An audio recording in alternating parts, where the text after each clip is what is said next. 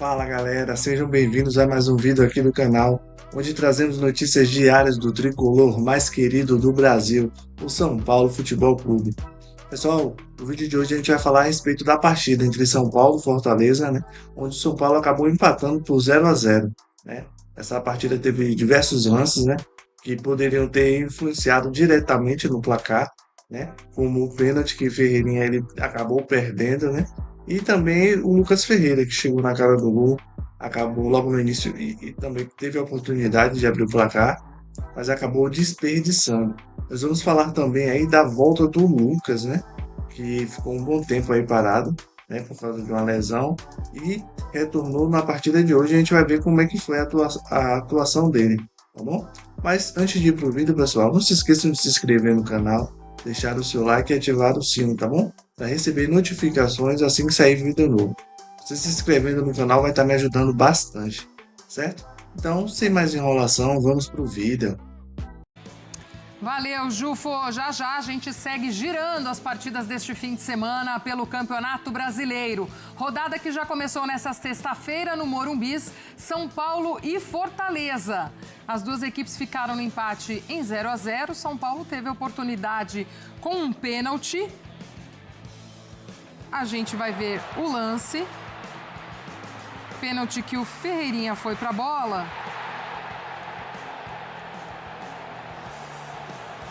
E acabou.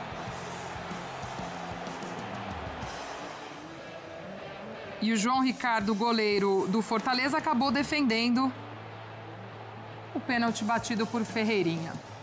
Ele mesmo sofreu, foi para a cobrança, mas parou na defesa do Fortaleza, do goleiro do Fortaleza. Final no Morumbi, 0-0. Vamos para lá, ao vivo, Edu Afonso chegando aqui para o nosso Sport Center, trazendo mais informações deste pós-jogo. Tudo bem, Edu? Bem-vindo, meu amigo. Beijo grande para você. Outro, Glaucia, grande beijo, muito boa noite a você, a quem acompanha o Sport Center. Falamos de um Cícero Pompeu de Toledo, Morumbis gelado e que viu um empate, digamos, gelado no primeiro tempo e com algumas emoções no segundo tempo. E não à toa, as duas equipes colecionam aí uma série de empates. O São Paulo chega a 11 partidas sem perder, contando Copa do Brasil e Libertadores, Glaucia, mas são 7 empates nessas 11 partidas. No Brasileiro são 6 empates e uma única vitória contra o Santos. E o Fortaleza chega a 9 partidas sem vitória, 3 derrotas e 6 empates, também contando 3 competições que o time cearense está disputando. Se no primeiro tempo o jogo se resumiu a uma cobrança de falta do Alisson com perigo e uma cabeçada do André Silva com menos perigo ainda, no segundo tempo as equipes até se movimentaram, algumas substituições foram feitas dos dois lados, o Daverson entrou, o Fortaleza tem assim um time titular, uma base, mas poupou alguns jogadores que jogaram partidas importantes no time titular, pensando, claro, na Libertadores e no jogo da próxima terça-feira contra o Colo-Colo em casa. E o São Paulo, além de não ter uma série de atletas suspensos e machucados, tinha no banco uma dupla, Luciano e Lucas Moura, ambos entraram no segundo tempo. Aliás, um pouco antes deles entrarem, saiu o lance que poderia definir o jogo. Uma rápida saída de bola do São Paulo, o André Silva faz um ótimo lançamento para o Ferreirinha, que dribla o goleiro João Ricardo e sofre o pênalti. Pênalti confirmado, nem precisou da ajuda do VAR, e aí o próprio Ferreirinha recuou a bola para o goleiro João Ricardo, em que pese o mérito do atleta cearense, o pênalti foi muito, mas muito mal batido. São Paulo tentou, o Fortaleza teve algumas chances, mas os dois times não saíram do 0-0 para mais de 39.500 torcedores que saíram frustrados aqui do Cícero Pompeu de Toledo. Daqui a pouquinho, Glaucia, vai ter aqui uma zona mista, a gente vai tentar registrar dentro dessa edição do Sport Center. Tem, claro, a coletiva do técnico Luiz Ubeldia e também do Vojvoda, técnico cearense. O que dá para destacar é que esse empate não melhora muito a qualidade no Campeonato Brasileiro na classificação. O São Paulo subiu para o 8º lugar, mas tem uma rodada inteira, mais 9 partidas, deve perder várias posições. E o Fortaleza subiu para a 15ª colocação, mas também pode, dependendo de combinação de resultados, até terminar na zona de rebaixamento. Os dois times agora vão voltar suas atenções para a Copa Libertadores. Aliás, fica claro que num primeiro momento, com 7 rodadas de Brasileiro, as Copas são mais importantes tanto para São Paulo como para Fortaleza. Fortaleza, como dissemos, com os 3 pontos ganhos pela Comebol daquela confusão lá no Chile, está em segundo lugar do grupo e o próprio Colo-Colo em casa. Se vencer na terça-feira no Castelão, dá um passo gigante rumo à classificação. E o São Paulo vai a Lima viaja já no domingo para jogar terça-feira contra o Aliança Lima, vencendo vai a 10 pontos e praticamente carimba a sua ida para a próxima fase da competição. São Paulo pelo menos vai ter algumas novidades. Arboleda, Oscar e talvez Pablo Maia reforcem a equipe neste jogo diante do Aliança Lima. Aos poucos a espinha dorsal vai voltando, Caleri vai continuar sendo, juntamente com Luiz Gustavo, os dois jogadores que estão neste momento entregues ao departamento médico. O Lucas precisava de minutagem, jogou pouco mais de 30 minutos com os acréscimos, mas o Lucas, a gente deve esperá-lo como titular na terça-feira, mas claro, deve ter uma certa contenção com as expectativas, porque ele não jogava desde o dia 10 de março, na lesão sofrida na última derrota do São Paulo, que foi justamente a eliminação para o Palmeiras. E quem também voltou e foi substituído foi o Ferreirinha. Então é um time que estará mais forte, que tentará sair desta mesmice de empates, mas que consegue manter uma invencibilidade de 11 partidas nessa temporada. Depois que foi eliminado, não perdeu mais, depois que foi eliminado do Paulistão, não perdeu mais nas 3 competições que disputa. Sigo por aqui, Glaucio, e qualquer novidade te aciono ainda nessa edição do Sport Center.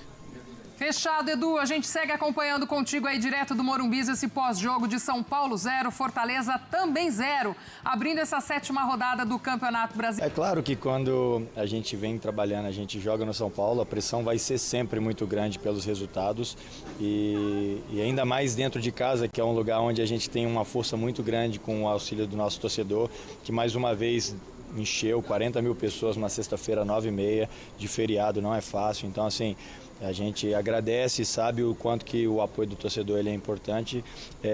E eu acho que hoje é mais uma frustração que eles saem dentro de campo como a gente também saiu, sabe? Porque mais uma vez o nosso time jogou melhor, a gente se dedicou, mas o resultado não veio. E aí a gente sabe que no futebol não é sobre quem joga melhor, e sim sobre resultado, e a gente queria muito esses 3 pontos. Então a gente sai um pouco chateado também depois do jogo, não só o torcedor, mas nós também, porque a gente gostaria muito de ter buscado esses 3 pontos. Acho que nós fizemos por onde, mas infelizmente a gente não conseguiu, somamos só 1 e a gente sabe o quanto que é importante vencer dentro de casa no Brasileiro. Rafael, a invencibilidade é o lado bom, o time está 11 partidas sem perder, mas não são muitos empates, 7 empates. Para pontos corridos, isso pode fazer uma falta danada lá. No caso de Copas, não, você empata, depois vence. Para pontos corridos, são em 7 empates, 14 pontos desperdiçados, não é muita coisa? É claro que jogos como esse incomodam a gente porque a gente queria ter ganhado e a gente fez por onde. Mas a gente aqui tem a cabeça tranquila que a gente tem feito bons jogos.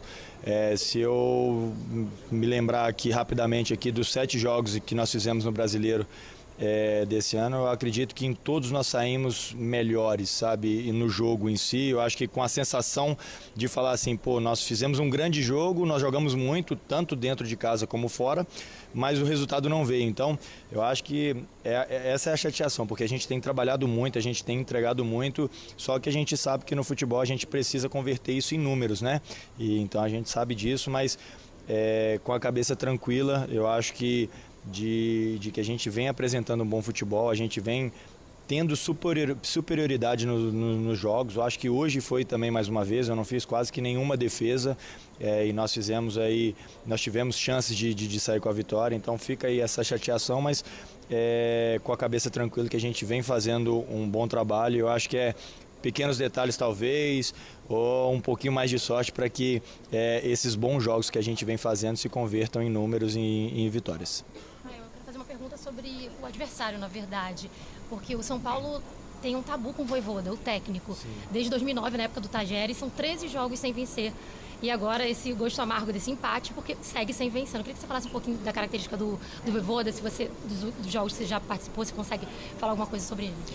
O Fortaleza é uma equipe muito dura, sempre que a gente joga contra eles é um jogo muito difícil. Como todas as equipes são, hoje o Campeonato Brasileiro está muito parelho, né? E cada jogo é como se fosse uma final para todas as equipes, e tem um grande treinador como o Vojvoda, mas eu acredito que hoje, nesse confronto, a gente saiu melhor do que eles nesses 90 minutos, tivemos a chance de ganhar, mas futebol é isso, muitas vezes é resultado, e a gente sai com esse empate aí meio chateado, porque a gente tinha total condições e produzimos para ter saído com os 3 pontos.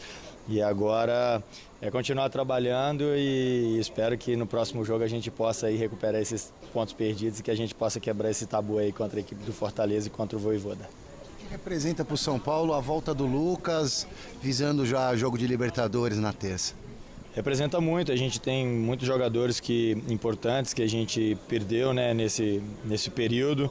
Hoje o Lucas já pôde entrar alguns minutos, nos ajudar dentro de campo, é um capitão nosso, é um líder, é um grande jogador e vai ser muito importante a volta dele, como a de outros também que estão aí numa fase aí de final aí, com certeza nós vamos ter um grupo aí ainda mais reforçado com essa turma chegando, mas eu queria também dar os parabéns a todos que vêm entrando também, que têm se dedicado. Eu acho que a gente vem fazendo grandes jogos, a gente tem se dedicado muito como grupo curto muitas vezes, com jogos a cada 3 dias, viagens, uma loucura que está essa tabela que eu sei que é para todos, mas a gente vem entregando muito, acho que nos jogos, fisicamente também, se dedicando muito. Eu acho que isso é um trabalho e um ponto que a gente tem que elogiar dentro do nosso grupo, mas é claro que Lucas, Oscar, Pablo Maia, o Arboleda, todos esses aí voltando também vão agregar aí muito aí para que a gente possa estar com o grupo sempre à disposição do professor. Apesar do empate, queria falar um pouco da sua fase. No Brasileiro, se o São Paulo tem tudo isso de empate, muitas vezes não perdeu por você, né? Você viveu uma das grandes fases aqui com a camisa do São Paulo. Queria que você falasse isso, aproveitando que você está aqui hoje, defesaças em vários jogos de Brasileiro, da Libertadores. É o seu melhor momento, talvez, hoje no São Paulo? Eu sinto que eu estou muito feliz e muito realizado, como sempre estive aqui no São Paulo. Tenho tentado demais trabalhar muito para ajudar. Eu falo que toda vez que eu vou entrar em campo, eu junto meus zagueiros e a linha ali de trás defensiva e falamos assim, cara, vamos fazer o nosso melhor ali para a gente não tomar gol, porque a gente vai estar muito próximo da vitória. E hoje foi muito também isso, acabou que eu fiz pouquíssimas defesas, mas cara, meus jogadores também fizeram muitas defesas. Eu lembro de 3 carrinhos que o Alisson deu ali para interceptar o chute, o Juan o Ferrarese mais o Alan também. Então assim, eu acho que a gente tem criado eu acho que essa irmandade ali dentro de campo, de a gente falar assim, a gente vai brigar, a gente vai discutir, a gente vai se ajudar, a gente vai se jogar, mas a gente vai sair de campo, se Deus quiser, sem levar o gol, porque a gente sabe que o nosso time é muito ofensivo, a gente cria bastante chances de gol, então a gente vai estar próximo da vitória. Então a gente espera que a gente continue assim, com esse empenho, com esse intuito, porque eu sempre que saio de campo sem tomar gol, para mim é uma alegria muito grande e espero que a gente possa fazer isso por muito e muito tempo. 7 rodadas do Brasileirão, 6 empates e uma única vitória sobre o Santos, que quase foi mais um empate. Não tá fácil, não tá bom. Partida muito ruim do time do São Paulo, muito abaixo do nível da crítica, da média desse time, do que alguns jogadores poderiam apresentar. Uma bagunça tática também, muita coisa pra gente debater. Antes disso, vou passar aqui a palavra para o Gabriel Sá, que vai descer para a zona mista, né? Vai falar lá vai trazer informações da coletiva para a gente também. Gabriel, mais uma rodada com o empate do São Paulo, 2 pontos perdidos no Morumbi ou 1 ponto conquistado, dependendo do ponto de vista? Senna, eu acho que assim, já são muitos empates acumulados, né? E aí você pode tentar justificar o porquê que empata tanto. É por uma questão de falta de coerência nas escolhas do técnico? Para mim, não. Para mim, é um time que perde muitas chances. O Zubeldia tem a sua parcela, vai ter crítica em cima do técnico, como vem tendo. Agora, é difícil falar de técnico hoje, né? O São Paulo perde 3 chances de gol, perde um pênalti. Lucas Ferreira perdeu um gol cara a cara. Ferreirinha, até antes do pênalti, ele opta por enfim, tentar o drible. Ele poderia só ter feito o básico, batido pro gol e ter feito 1-0. Quis cortar o goleiro, quis cavar uma expulsão. E aí é justificável quando você tenta o corte, que você tenta forçar um cartão para ter um pênalti. E o saldo é 0, porque não foi nem expulso e nem foi gol. Você perde o pênalti. Ele nunca bateu o pênalti. Eu não lembro de um pênalti do Ferreirinha. Você lembra de um pênalti do Ferreirinha? No São Paulo, no Grêmio, onde quer que seja. Eu não lembro de um pênalti do Ferreirinha. Nunca bateu. O André pede para bater. Ele tá com a confiança, fez a jogada, falou para bater, perdeu. Ok, tá dentro do escopo, enfim, do futebol. É até que, enfim, compreensível ele ter querido bater o pênalti. Mas assim, eu acho que faltou de fato personalidade para converter a cobrança, e é um empate que é doído pela forma que foi. A gente já empatou jogos aqui jogando pior, né? Então a gente já teve 0-0 aqui no Morumbi, né? Não só na Era Zubeldia, em outros tempos também, que você fala, pô, 0-0 tá de bom tamanho. Hoje eu não assinaria o empate antes da partida, e pela forma que foi o jogo, o 0-0 é um pouco frustrante. Frustrante. Acho que se a gente pudesse resumir esse jogo em uma palavra só, seria frustração. Porque, realmente, por mais que fosse uma partida difícil, comentei aqui em alguns momentos, né, no pré-jogo, no intervalo, não seria uma partida fácil, mas esperava-se muito mais do São Paulo, né? O São Paulo tinha que apresentar algo muito melhor do que isso, né? Jogadores, como eu falei, né? Muita gente tem culpa pelo resultado de hoje, né? O que cabe, acho que a parcela maior, eu sempre falo isso, né? Todo mundo tem uma parcela, alguns maiores, outros menores, né? Para mim, hoje, é muito mais de alguns jogadores, né? No caso do ataque, né? Tirando o André Silva, que eu acho que até fez boas assistências, procurou algumas jogadas, mas também não teve vida fácil ali. Mas, para mim, teve muita parte da responsabilidade no Ferreirinha, principalmente pelo pênalti perdido. Não se pode bater um pênalti desse no 0-0. Se tivesse 4-0 pro São Paulo, ainda assim, em respeito ao adversário, você não pode ir displicente assim por uma cobrança, né? Então ele cobra mal o pênalti, não sei se preocupado com algum recorde pessoal, sei lá, mas assim, displicente. Foi muito mal a cobrança do Ferreirinha, que não vinha fazendo um jogo ruim. E aí, um pouco antes ainda do jogo também, tem o lance do Lucas Ferreira, né, que o Gabriel lembrou. Cara a cara com o goleiro, você não pode perder gols assim, cara. Cara a cara com o goleiro, você tem pouquíssimas chances ali para criar, para tentar aproveitar ali uma oportunidade, e você desperdiça. Então, o São Paulo não pode se dar o luxo de errar. Aí tem a parcela de culpa que cabe também um pouco ao treinador, que para mim é menor hoje essa parcela, mas ele tem um pouco, que é na parte do todo, da parte tática da equipe. O São Paulo taticamente hoje não apresentou nada. Mas eu entendo também, e eu acho que a gente tem que ser justo também de lembrar, que você olha para o banco, você não tem peças que você possa falar, pô, vou colocar esse aqui para mudar o jogo. No intervalo a gente estava falando, o Lucas vai entrar, beleza, mas o Lucas está sem ritmo de jogo. O Luciano vai entrar no meio? Putz, eu acho que ele vai fazer isso. Mas se ele não for colocar o Luciano, ele vai colocar quem? O Rodriguinho? O Rodriguinho entra e não faz nada. Não apresenta nada, não muda nada. Então, é um time que acaba sentindo falta do Marcos Antônio, justamente porque ele e o Alisson estão fazendo uma boa dupla no meio de campo. Mas mais do que isso, falta aquela posição do primeiro volante, o marcador, o cara que vai proteger a defesa. E a gente não tem, hoje não tem.